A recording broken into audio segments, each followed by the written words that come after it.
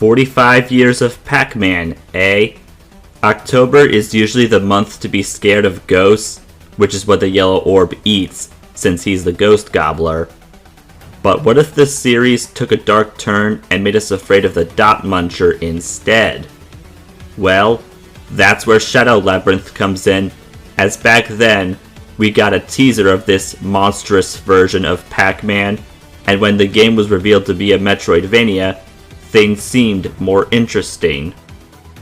Since I'm not quite the horror gamer, I figured this was close enough for a scary game for me to talk about what worked well and what wasn't so swell, nitpicky or not.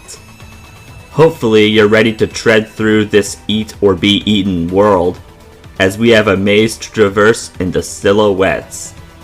Hey, I'm Owen the Fictionboy, and here's my good thing bad thing jig on Shadow Labyrinth. Good thing. An episode of Amazon's Secret Level series, Circle, sets up as a prequel to this game, so it wouldn't hurt to watch it so you'll have a little dose of what to expect in Bandai Namco's new gritty universe. Bad thing. We all probably asked the same question after watching the episode and playing the game. If the swordsman in Secret Level is number 7 and the one in Shadow Labyrinth is number 8, what happened to the other 6 swordsmen? Good thing. I played the Switch version of the game, which runs quite well at 60 FPS despite the 1080p resolution in docked mode and 720p in handheld mode. Plus, the Switch 2 upgrade is free, should you ever get Nintendo's enhanced hybrid console. Bad thing. Yet no matter which console you play the game on, there will be some blurry spots. I didn't see any that distracted me during my playthrough, but that may have just been me looking with the naked eye or something like that. Good thing. Aside from the usual physical and digital standard versions, there are the secret and collector's editions that have more goodies for those who want more of Pac-Man's take on going to the dark side. Bad thing. But why are these packs only available on PS5, Switch, and Steam? No appreciation for the Xbox Series X players or those who want the physical Switch 2 bundle without needing the Switch 1 version? Good thing. The fact that the Yellow Orb's name is Puck is a reference to what Pac-Man was originally going to be named. Gotta say, that's a nice way to use a discarded name for an alternate world of a game franchise. Bad thing.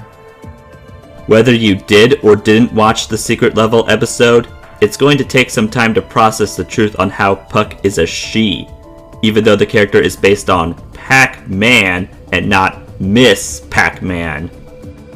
Good thing. There's something satisfying about seeing splashes of blood as you attack and kill enemies. It makes the players aware this is a Pac-Man game that's not for kids. Bad thing. Even grown-ups will admit that the big black beast that Puck becomes as she takes control of the swordsman to devour the bosses is horrifying as heck. Yep, you better run from her now. Good thing. Navigating across the platforms via D-lines is a creative way to traverse the areas, and hearing the classic dot munching noise as you grab the aura on it is the perfect cherry on top. Bad thing. Be wary that there are loads of spots where the platforming sections are unforgiving, meaning the tiniest of mistakes in how you move from one spot to the next can lead to the biggest of pains. Good thing. Eating enemies while using a dose of Gaia's powers gives you various materials that are useful for things like purchasing perks that benefit the swordsman, Puck, Gaia, or more than one of them. Bad thing. The enemies disappear once some time after being killed has passed, so if you missed an important material because you were too slow to eat them, you'll have to kill the enemy with that material again. Good thing. Unleashing Gaia not only makes it easier to kill enemies, but you can get through dangerous terrain like spikes, lava, and steam, as well as push huge blocks, since the swordsman can't do those things on his own. Bad thing. Gaia, however, isn't as invincible as you think it is, since taking damage speeds up the process of decreasing power, so if you take so much damage in 10 seconds, you're back to being the swordsman in the blink of an eye. Off-topic thing. There's a new doll collaboration between Bratz and Hello Sanrio for girls who love both brands, as this was the way for how to celebrate their anniversaries together. Yep, the kitty has gone from kawaii to bratty, and the girls could not be any more catty. Good thing. The bosses are one of this game's stronger aspects, as they can range from being tough but fair to just plain tough. You can even refight some of them in the Boskinian Village arena with the price of aura and certain materials. Bad thing. I understand we can't replay the Ghost and Thebe fights from a story standpoint, but it's still a bit lame we can't do that. Also, Emperor Galaga doesn't put up a fight himself, he just lets you strike him down. How anticlimactic.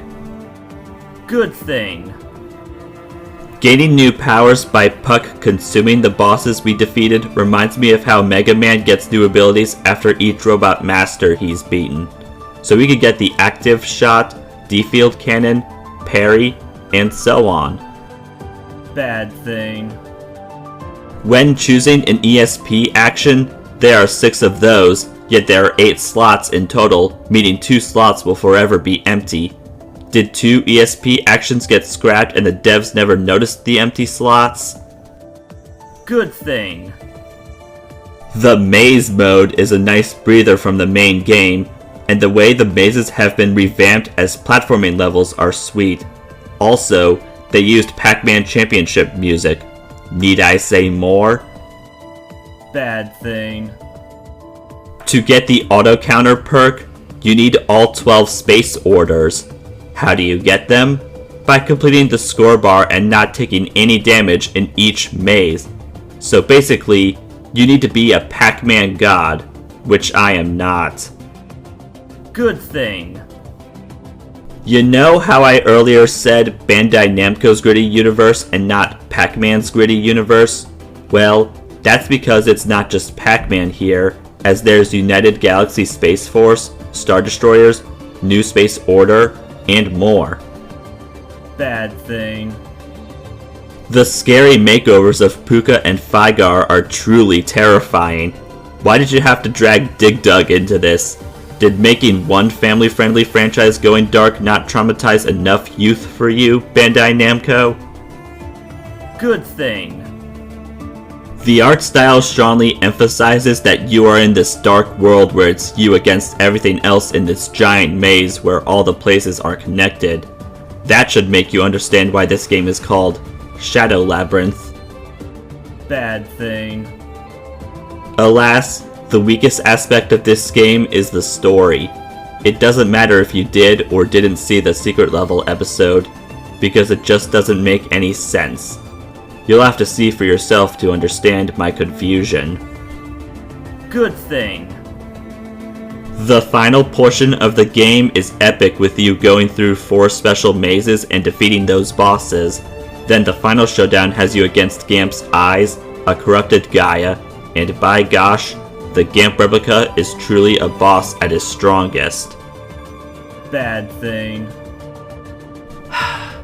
The epicness declines after the last phase, where you reveal Gamp's final form and go through a long cutscene of where all the dramatic and exciting stuff happens instead of letting you play it yourself. Good thing. The game got a lot of mixed to positive reviews, praising the short bursts of classic Pac-Man, intriguing blend of ideas, the variety of the environments, satisfying combat, an interesting direction for a birthday celebration, and this has given me hope that it is possible to make a good dark and gritty reboot of a family-friendly gaming franchise.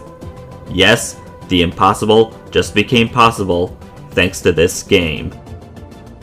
Bad thing. Do note I said it's possible for a dark and gritty reboot of a family-friendly gaming franchise to be good, because I don't think this is Game of the Year worthy.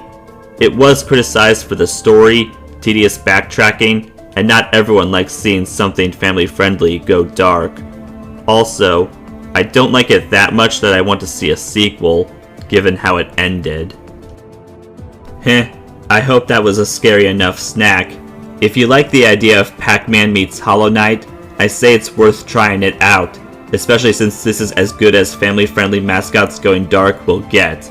But I'm down for seeing other companies make their attempts. I ain't done spooking you yet. I beg your pardon to give this video a like, subscribe, share, and turn on notifications. Also, comment below and follow me on Instagram for teasers and thumbnail previews of videos that are headed your way. You may not get sleep tonight-o.